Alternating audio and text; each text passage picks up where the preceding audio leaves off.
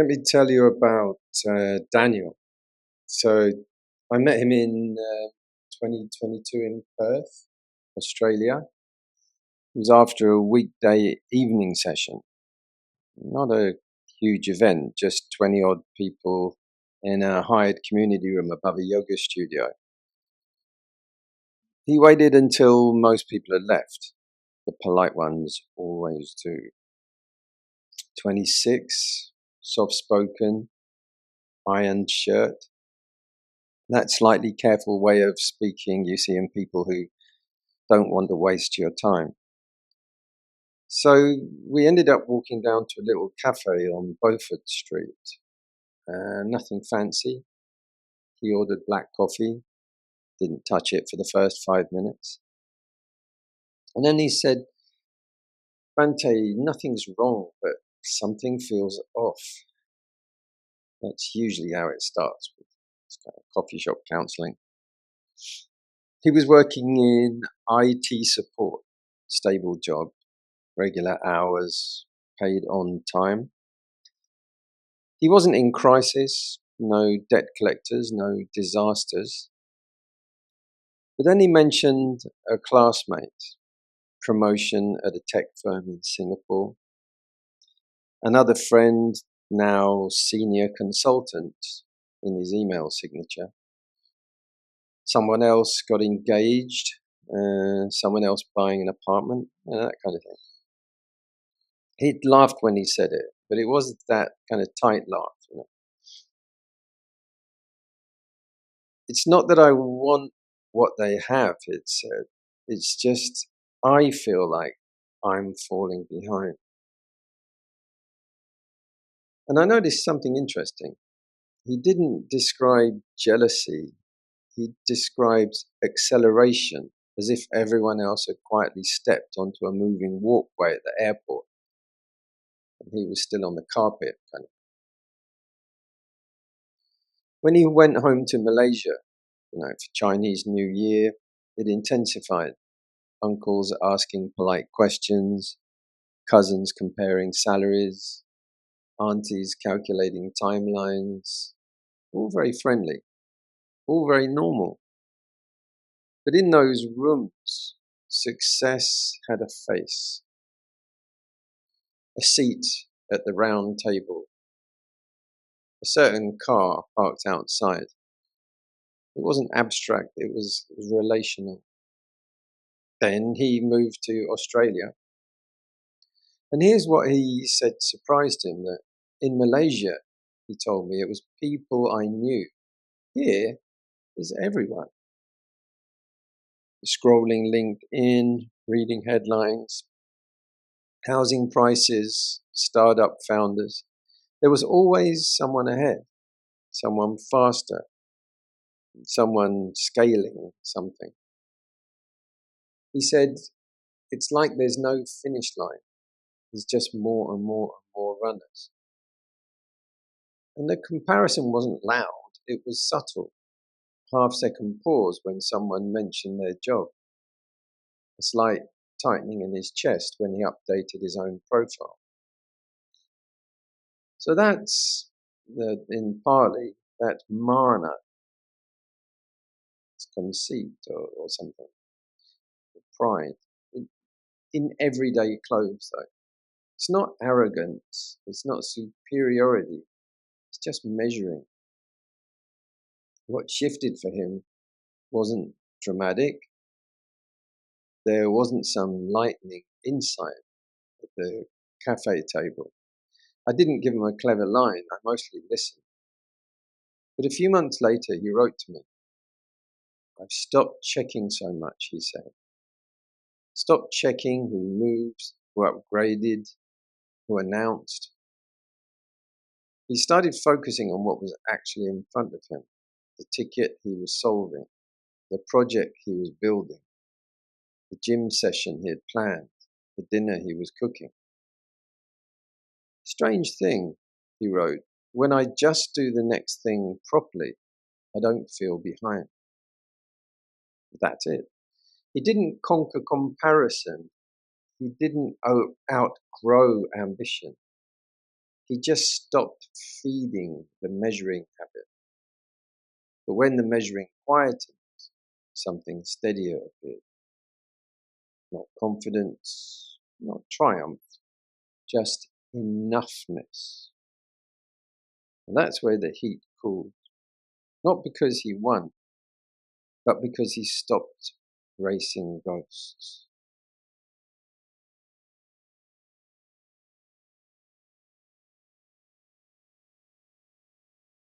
Oh yeah, let me tell you about Lee Wend.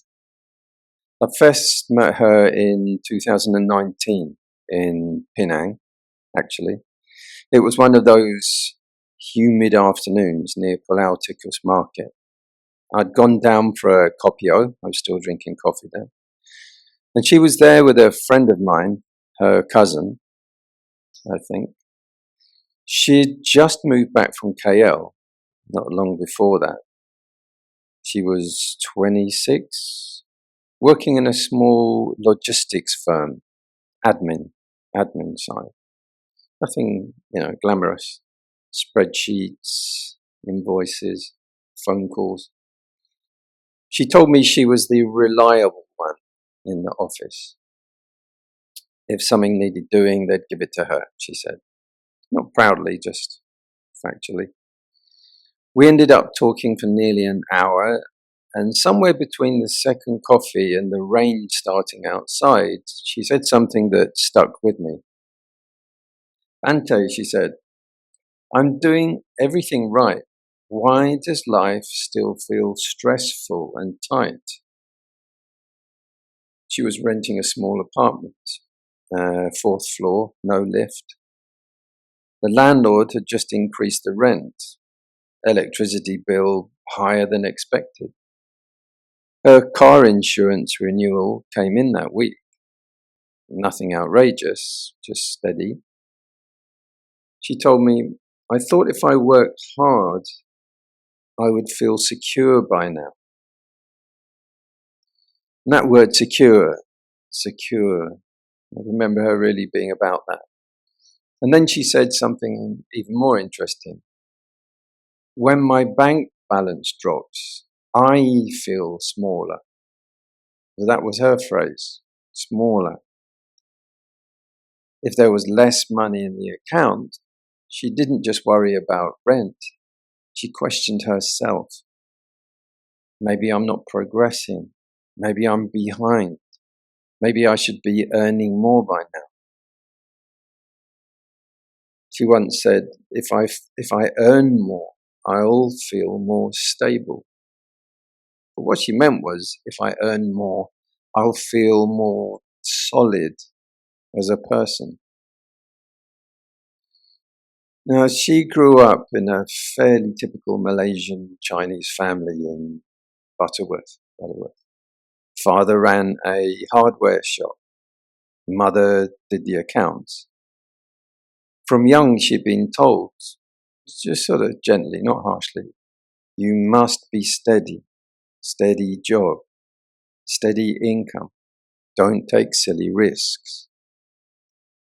She told me about her aunties at Chinese New Year. The questions weren't, are you happy? They were, work stable or not? Can save or not? Got bonus or not?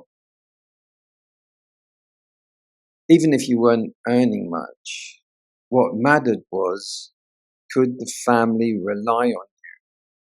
Could you contribute something when needed? That's how responsibility was measured. Then she moved to Melbourne, Australia, for a couple of years. And that was when the tone shifted. She said, over there, nobody cares if you help your family. They just care if you stand on your own. Rent was higher. Wages were higher. Expectations were higher. And she felt it. The pressure wasn't about contributing to parents anymore. It was about surviving independently. Can I afford this suburb?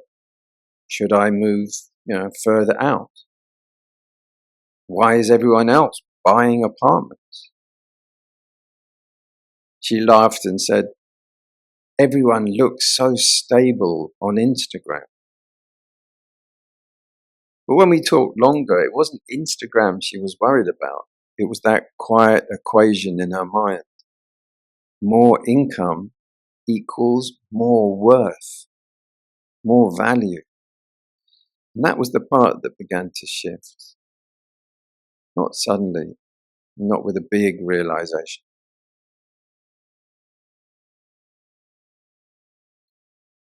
That was the beginning of steadiness for her. I remember the way she said it. Not triumphant, not defeated, just clearer, like someone who had finally put down a heavy bag she didn't realize she'd been carrying. She laughed a little when she said it, she said, the numbers are still the numbers, she told me. Rent's still rent. Groceries are still ridiculous. But then she added, almost as an afterthought, but at least they're not me anymore. That was the shift. Her pay didn't suddenly double. The bills didn't apologize and shrink, but the edge went out of it. She still worked hard. She still cared. She still wanted to build something. But she wasn't grading her existence every time she checked her balance. And I remember walking away from that conversation thinking, that's maturity. It's not giving up. It's just a quieter relationship with the whole thing. It's not indifference. Because sometimes stability doesn't arrive when the income goes up. Sometimes it arrives when you stop asking money to tell you who you are.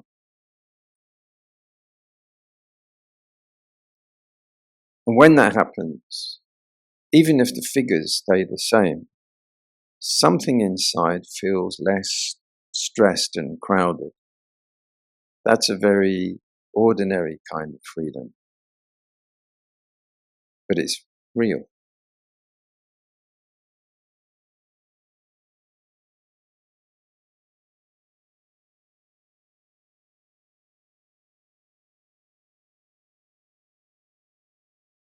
Yeah.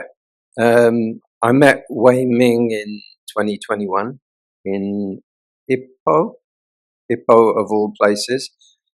I was there for a small weekend program, and he came up after the talk. Mid-40s, quiet, well-dressed. The sort of man who looks dependable even before he speaks. We sat outside a kopitiam the next morning. Teh tarik, plastic chairs, ceiling fan that made more noise than breeze. He said, half smiling, Bante, you know my marriage? I think I've run out of conversation with my wife. That was how he put it. He'd been married nearly 20 years, 2 teenage children. He managed operations for a medium-sized manufacturing company in Penang. Left home at 7:15 every morning, home around 7:30 at night. From the outside, like nothing was wrong. There's no scandal, no explosions, no crisis. He said, we don't fight. I don't know, maybe that's the problem. He described to me evenings at home, dinner, television on, discussion about school fees, petrol prices, whether the washing machine needed replacing. Then, both of them scrolling on their phones. He said, we talk about the weather more passionately than we talk about us, he said. And he laughed, but not entirely joking. What I noticed was not anger, it was tiredness. He told me that when irritation came up, he'd just let it pass. Not because he thought he was wise, but because he was exhausted. It's easier to say nothing, he said. Less trouble. Over time, he found himself nodding instead of responding, agreeing instead of engaging, staying late at work some evenings, not because he had to, but because the warehouse felt simpler than the dining table. He once said to me, "We've become very polite roommates." Now, in the world he grew up in, small town Perak, fairly traditional family, marriage wasn't talked about in terms of happiness. It was talked about in terms of staying, enduring, maintaining. His parents never discussed emotional fulfillment. They discussed responsibility. My father never once asked my mother if she felt heard, he said. They just stayed married. Then he looked at me and said, "Over here, everyone talks about, communication workshops."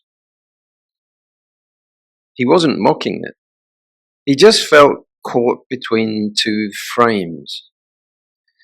In one world, you endure quietly. In another, you're expected to keep the relationship alive, expressive, emotionally satisfying. Neither felt entirely wrong to him. Neither felt easy.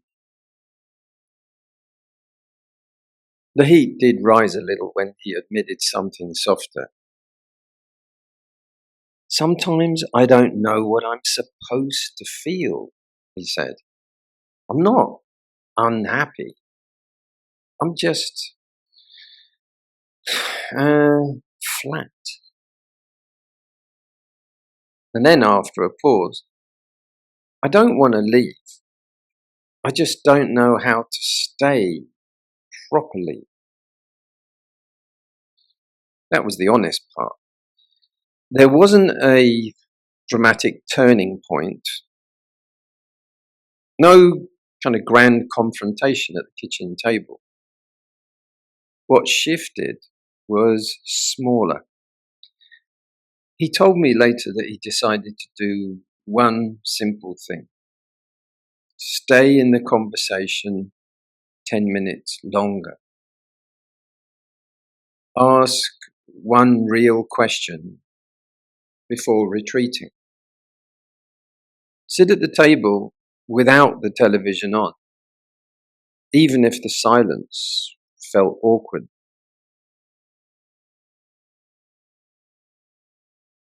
He stopped measuring the relationship against how it was supposed to feel. He stopped asking, "Is this exciting enough? Is this meaningful enough?" He started asking, "Can I remain present here, even if it's ordinary?" Patience entered quietly. Not resignation, not indifference.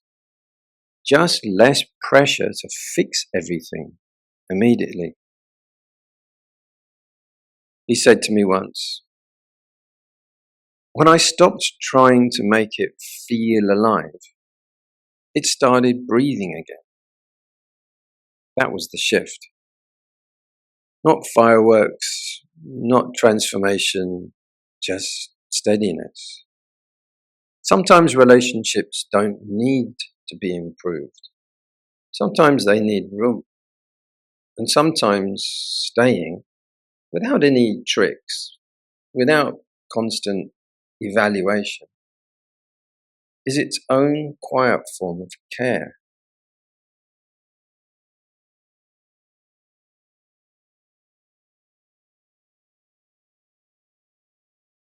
Cheryl Tan is also in her 40s. She's 45.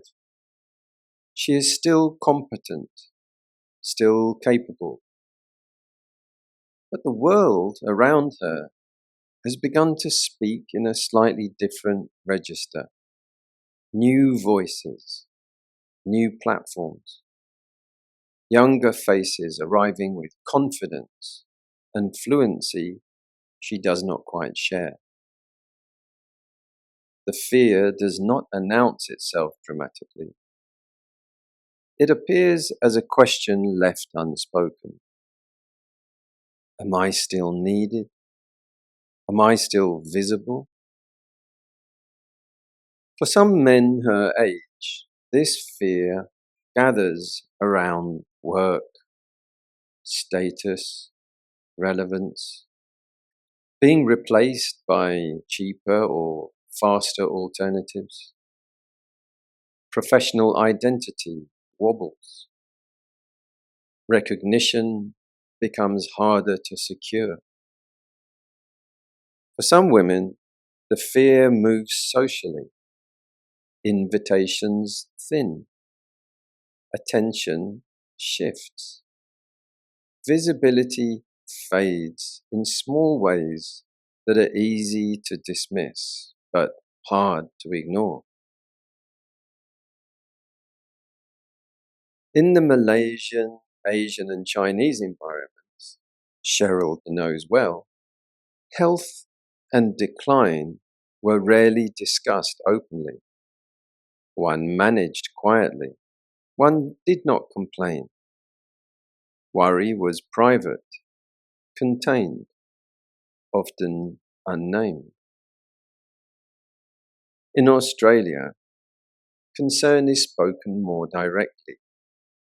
Preventive care, monitoring, conversations about risk and aging happen earlier, louder, more explicitly. Awareness increases, and with it, anxiety. Cheryl notices how recognition pulls at her. Praise steadies her. Being overlooked unsettles her. She does not condemn this, she simply begins to see it. The shift is subtle. She practices valuing understanding over attention, contribution over acknowledgement. She continues to act well, whether noticed or not. The fear does not vanish, but it loosens its grip. Relevance is no longer something to chase. What remains is a quieter confidence, not built on being seen, but on knowing what one is doing and why.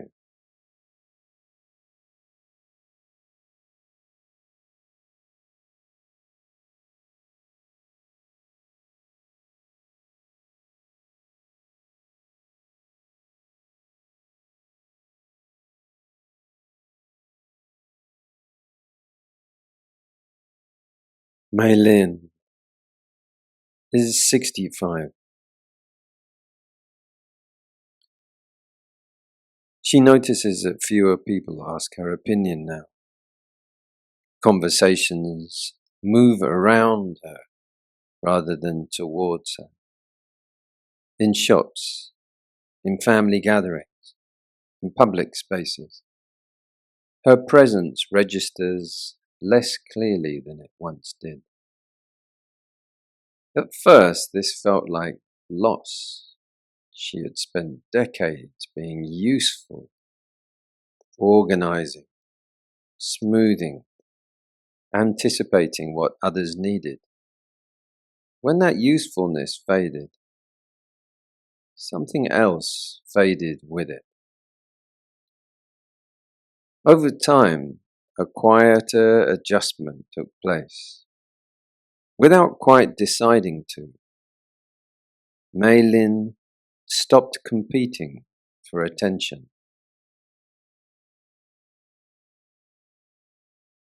She began to measure her days by whether they were lived carefully rather than whether they were noticed.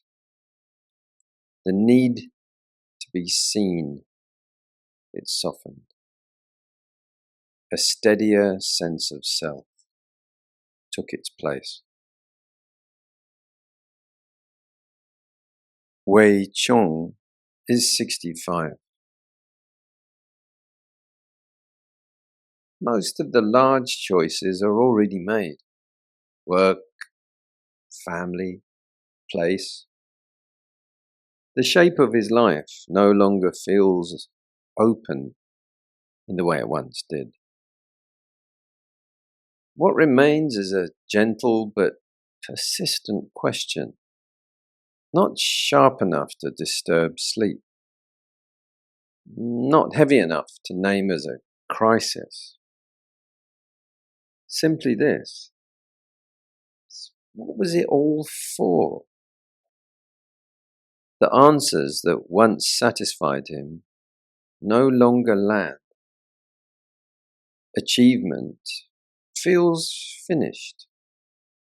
Explanation feels thin. The wish for a final accounting begins to fade under its own weight. Gradually, the question loosens. Meaning no longer needs to be gathered or defended. It simplifies. It moves closer to how each day is met, how attention is held, how little needs to be carried.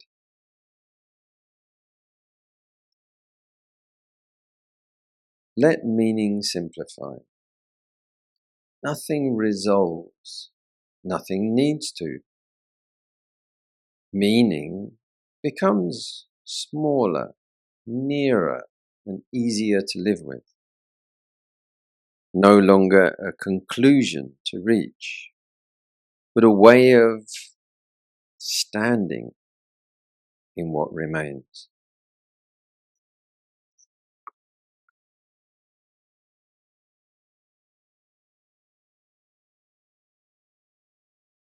Leah is 75.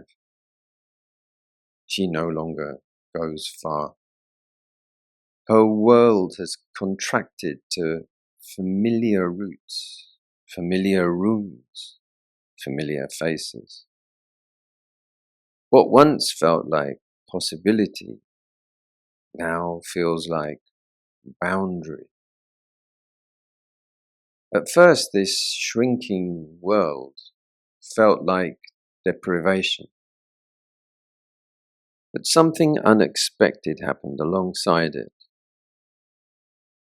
As the outer range narrowed, attention turned inward.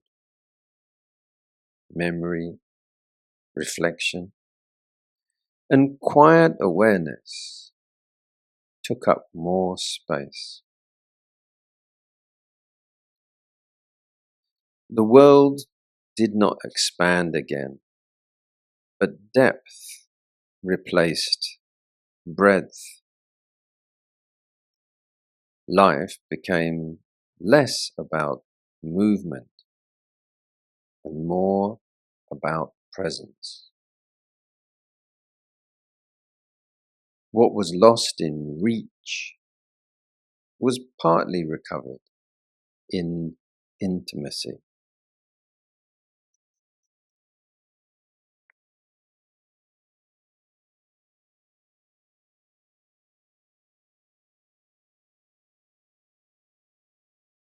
Thomas worries about becoming a burden.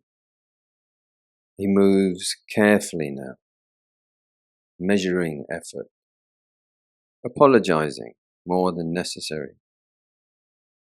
Help, when offered, is accepted reluctantly. Independence has long been part of how we understand dignity. Over time, this stance becomes tiring, always managing appearances, always trying not to need too much. Gradually, another understanding emerges, that needing others does not erase self-worth. Accepting interdependence. Accepting help becomes less about failure and more about participation. Interdependence, once resisted, begins to feel natural. Not a loss of dignity, but a shared condition.